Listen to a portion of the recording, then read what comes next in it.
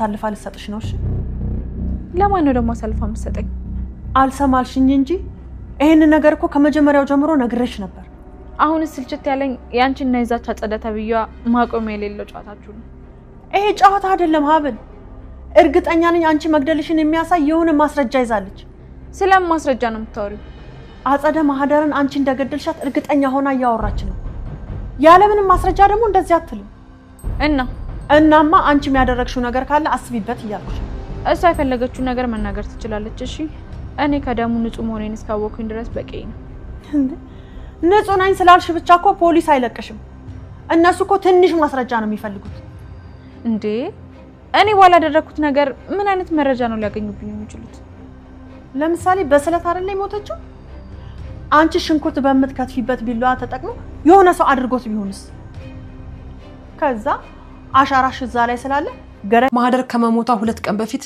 የምትሰራበት ቡና ቤት ሄጄ አግኝቻት ነበር እና ምን አለች አዲሷ ሙሽራ በተደጋጋሚ እገልሻለሁ እያለች ታስፈራራኛለች ብላ አልነገረችኝ ይሄን ማመን ትችላለሽ እኮ ይቺ ሀብል ነች ማህደርን ስታስፈራራት የነበረው ያው ማንንም እዚህ ነገር ውስጥ እንደምትኖርበት ጠረጥራለሁ እና ምናልባት እነሱ ይሆናሉ ይሄን ግድያ የፈጸሙት እያልሽ ነው ግን እኮ ማህደር ቤቱን ለቀውታለች አይደል እንዴ ማለቴ ምን እንዳታረጋችሁ ፈርተው ነው ይሄንን የሚያደርጉት ከወጣች በኋላ በድብቅ ከዝራ ጋር ይገናኙ ስለነበር ነው ምን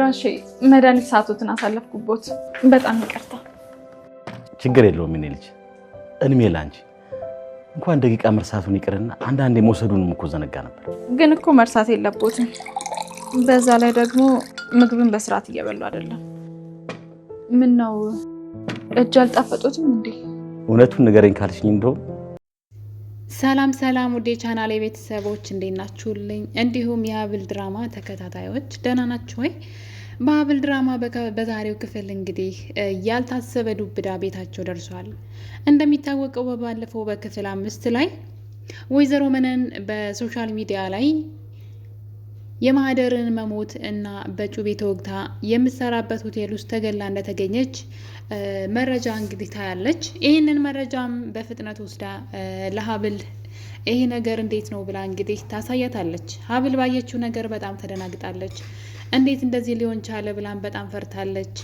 ነገር ግን በሚያሳዝን ሁኔታ እንግዲህ የማህደር ሞት ምናልባትም ወደ ሀብል ሊዞር ይችላል ጦሱ ሊደርሳት ይችላል ብዬ አስባለሁ ያው እንግዲህ የባሏ ፍቅረኛ የነበረች ሴት እንደነበረችና ባልየው ደግሞ ማነው ፍቅረኛ የነበረው ሰውዬ ሀብልን አግብቶ እሷ ከዚህ ቤት እንድትባረር የሆነበት ዋና ምክንያትና ሚስጥራቸው የታወቀበት ምክንያት እንግዲህ ሀብልን በማግባቱ ነው እዝራ ሀብልን ባያገባ ኑሮ ስለ ማህደር ማንነት ስለማያውቅ አሁንም በፍቅራቸው ይገፉበት ነበረ ነገር ግን እንግዲህ እሷን ካገባ በኋላ ወይዘሮ መነን ስለ ወይዘሮ አጸደ ጋራ ሆና እንግዲህ እዛ ቤት የገባችበትን ዋና ምክንያት ወይዘሮ መነን ጉዳዩን ካወቀች በኋላ ነው እንግዲህ ከቤት እንድትባረር የተደረገውና ታዲያ ነገሩ እንግዲህ ከሀብል ጋር እንዴት ያያይዘዋን ሲባል ነገሩ እንግዲህ ሲጀመርም ሜርሲ የእዝራ እህት ማለት ነው በፊት ሀብልን ለቤታችን አትመጥኝም ስለዚህ ከዚህ ቤት መሄድ አለብሽ በዛ ላይ ደግሞ ኢንጀራ እናት ተብያዋ ስላመጣችሽ ማንነትሽ አይታወቅም ለምን እንደመጣሽ አናውቅም እና ከቤታችን ውጭ ብትላት ነበረ እንግዲህ ሀብልን ታዲያ የተጠላችው ሙሽራ እንግዲህ በመጨረሻም የባሏ ፍቅረኛ የነበረችው ሴት የማህደር ሞት ላይ እጇ ይኖርበት ይችላል እየተባለ ነው ምክንያቱም ደግሞ እንግዲህ ወጥመድ ነው ወይዘሮ አጸደ እቅዷ ከታወቀባት በኋላና ያመጣቻት ሴት እንግዲህ ማህደር ማንነቷ ታውቆ የመጣችበትም አላማ ከታወቀ በኋላ ከዚህ ቤት እንድትባረር ተደርጓል በዚህ የተነሳ እንግዲህ እሷ አጸደ ማለት ነው ቤቱን እያመሰች ትገኛለች ይሄም አልበቃት ብሎ የሀብልንና የወይዘሮ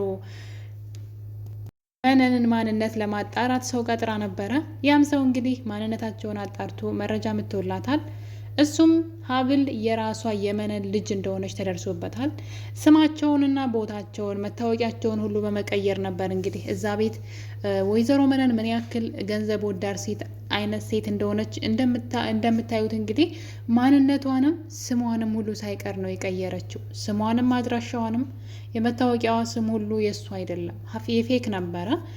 ይህ ሁሉ ያደረገችው እንግዲህ ያለፈ ታሪኳ እንዳይታወቅባትና ማንነቷ እንዳይታወቅ የዚህን ቤት ገንዘብ ለመውሰድ አንደኛዋ ከአጸደ ቀጥላ የዚህ ቤት ንብረት ይገባኛል ባይናት ማለት ነው። በእዝራ በኩል እንግዲህ እዝራን ያገባችው ሴት የቤቱ ንብረት ባለቤት ትሆናለች ተብሎ ይታሰባል። ለዛም ነበር እንግዲህ አጸደም የራሷን ሰው ይዛ የመጣችው።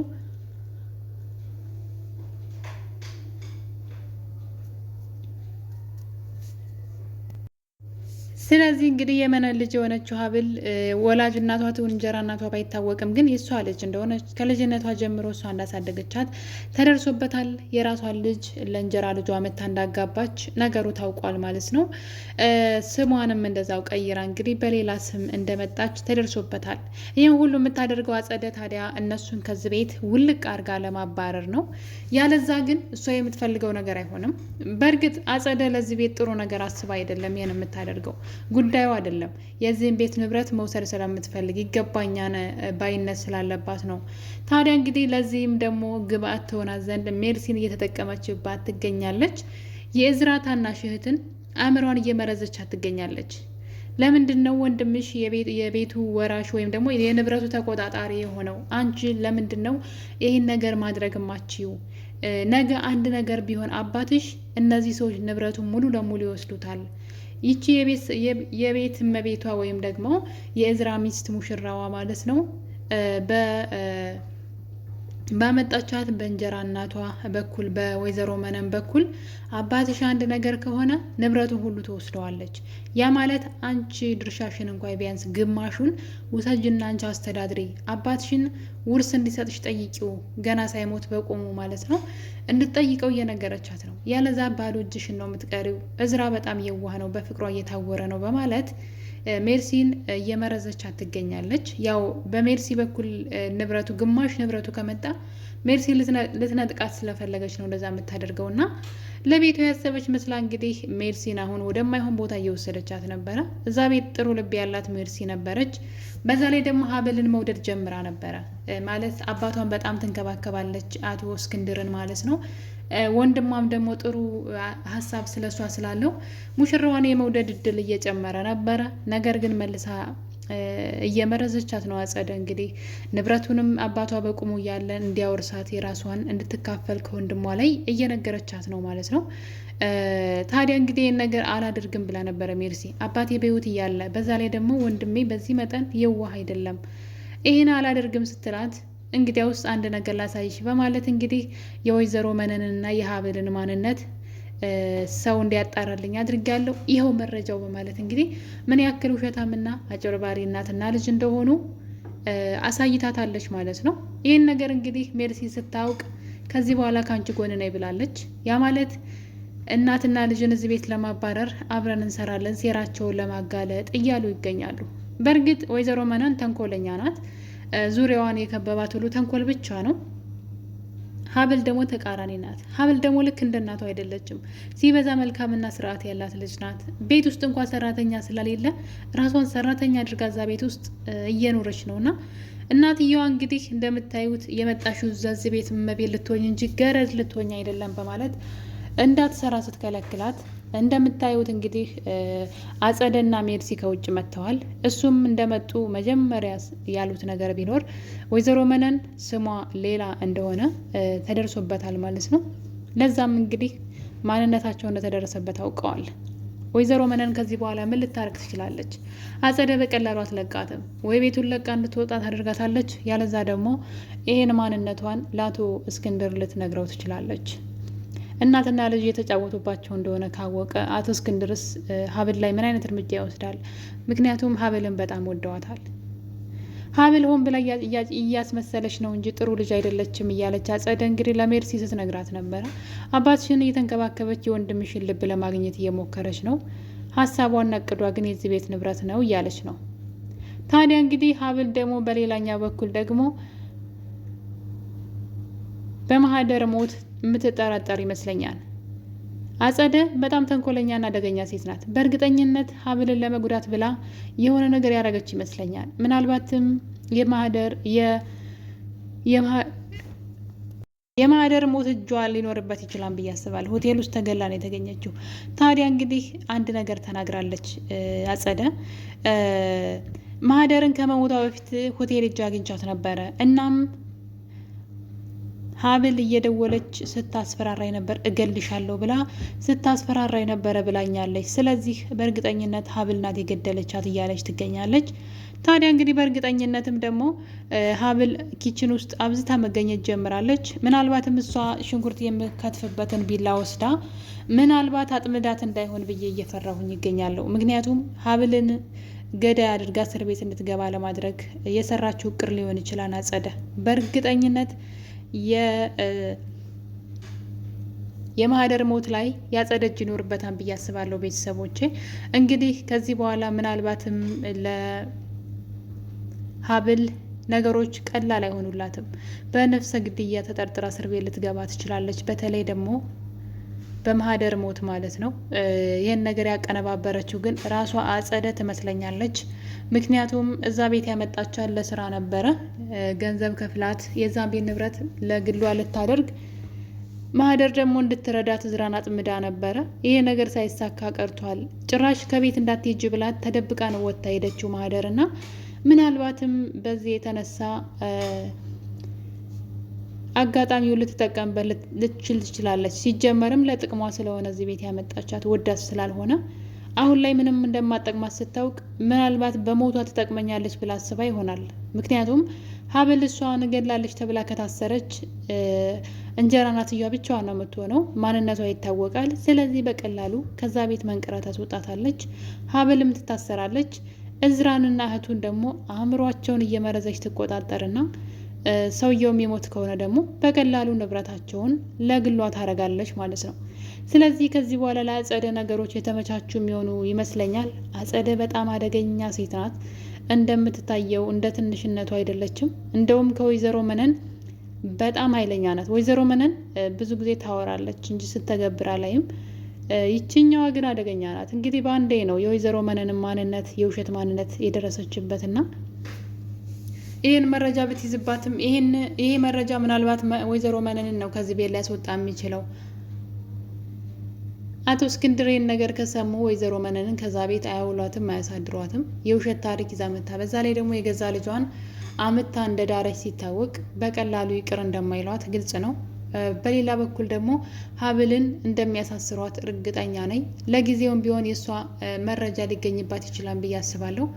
እንደምታዩት አጸደ ለፖሊስ ይህን ነገር እንትን እላለሁ እያለች ነው። አመለክታለሁኝ ከ3 ቀን በፊት አግኝቻት ሀብል እያስፈራራች ነው፣ እየደወለች እገልሻለሁ እያለች ስታስፈራራ ነበረ ብላለች። እንግዲህ ሀብል መጠንቀቅ አለባት። ስልኳን ቼክ ማድረግ አለባት። የምታደርገውን ነገር ሁሉ መጠንቀቅ አለባት። በስልኳ ምን አይነት ሜሴጅ ተልኮ እንደሆነ ማየት አለባት። ምናልባት በስልኳ ላይ ሜሴጅ ልከውባት ሊሆን ይችላል። በጣም ብዙ ነገር እና እሷን ለማጥመድ እንግዲህ የማይሄዱበት የማይፈነቅሉት ድንጋይ የለም። ይህ ሁሉ እንግዲህ ለወንድምየው ንብረትን ለመውሰድ ተብሎ ነው እንደዚህ እየተሆነ ያለው። ነገር ግን ሜርሲ መጀመሪያ ላይ ጥሩ ነበረች። አክስቷን ራሱ መጠራጠር ጀምራ ነበረ። አሁን ግን ከእሷ ጎን በመሆን እንግዲህ ወይዘሮ መነንና ሀብልን ለመጉዳት ብላ የአክስቷ ወጥመድ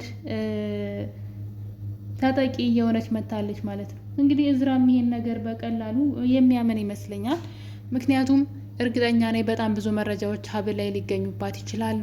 በተለይ ደግሞ ስልኳ ላይ ማለት ነው። በሜሴጅ ምናምን የላኩት ነገር ሊኖር ይችላል ወደ እሷ ስልክ ላይ